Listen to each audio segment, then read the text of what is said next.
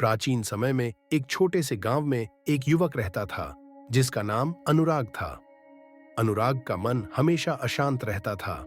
उसे अपने जीवन में अनेक समस्याओं का सामना करना पड़ता था। आर्थिक कठिनाइयां, रिश्तों में तनाव और मानसिक अशांति। वह हर रोज इन समस्याओं से घिरा रहता था और यह सोचता था कि उसका जीवन इतना कठिन क्यों है।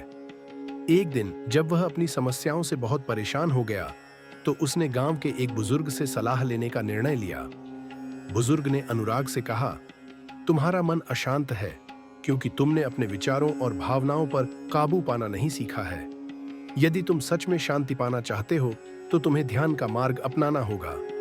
बुजुर्ग ने अनुराग को भगवान बुद्ध के ध्यान के मार्ग की ओर इशारा किया। अनुराग ने बुद्ध के बारे में सुना था, लेकिन उसने कभी गहराई से उनके उपदेशों पर ध्यान नहीं दिया था।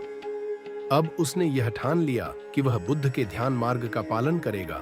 उसने निकटतम आश्रम में जाकर एक बुद्ध भिक्षु से मार्गदर्शन लिया।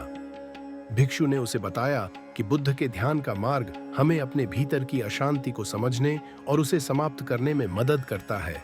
भिक्षु ने उसे बताया कि ध्यान करने का पहला कदम है आनापानसति, यानी अपनी सांसों पर ध्यान केंद्रित करना। यह विधि हमें वर्तमान में रहने और अपने मन की चंचलता को काबू में करने में मदद करती है। अनुराग ने इस विधि का पालन करना शुरू किया। पहले कुछ दिन उसे बहुत कठिनाई हुई। उसका मन बार बार भटक जाता था। उसे अपने विचारों को रोक पाना मुश्किल लगता था, लेकिन उसने धैर्य नहीं खोया और अभ्यास जारी रखा। धीरे धीरे कुछ हफ्तों बाद उसने महसूस किया कि उसका मन शांत हो रहा है। वह अब पहले से अधिक स्थिर और केंद्रित महसूस करने लगा। उसके भीतर की नकारात्मकता और अशांति धीरे धीरे कम होने लगी। उसने सीखा कि मन की शांति बाहरी परिस्थितियों से नहीं, बल्कि भीतर की समझ और संतुलन से आती है। अनुराग ने बुद्ध के अन्य उपदेशों को भी अपने जीवन में लागू किया, जैसे कि सही दृष्टिकोण, सही संकल्प और सही साधना। उसने अपने मन में करुणा और मैत्री के भाव को जगाया। उसने सीखा कि अपने विचारों और भावनाओं को बिना किसी आलोचना के देखना और उन्हें स्वीकृत करना ही सच्ची शांति का मार्ग है।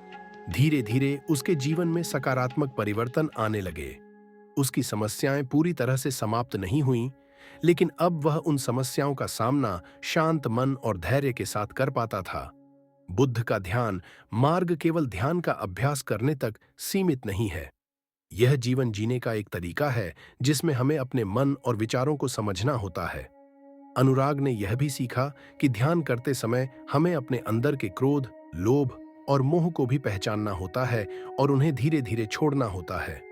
उसने समझा कि शांति पाने का मार्ग बाहरी सुखों में नहीं, बल्कि हमारे भीतर की जागरूकता में है। समय के साथ अनुराग का जीवन पूरी तरह से बदल गया। अब वह एक शांत और संतुलित व्यक्ति बन गया था। उसे अब समस्याएं नहीं डराती थीं, बल्कि वह उन्हें एक अवसर के रूप में देखता था। अपने भीतर की ओर गहराई से झांकने और सीखने का अवसर। उसने अपने गांव के लोगों के बीच शांति और ध्यान का संदेश फैलाना शुरू किया। इस तरह भगवान बुद्ध के ध्यान मार्ग ने अनुराग के जीवन को एक नई दिशा दी। उसने सीखा कि अशांत मन को शांत करना असंभव नहीं है, बस इसके लिए धैर्य, समझ और निरंतर अभ्यास की आवश्यकता होती है।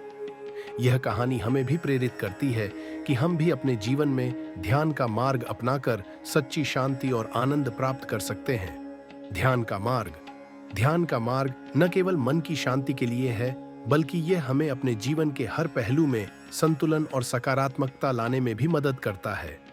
यदि हम बुद्ध के उपदेशों का पालन करें और ध्यान का अभ्यास नियमित रूप से करें, तो हम भी अनुराग की तरह अपने जीवन को शांतिपूर्ण और आनंदमय बना सकते हैं।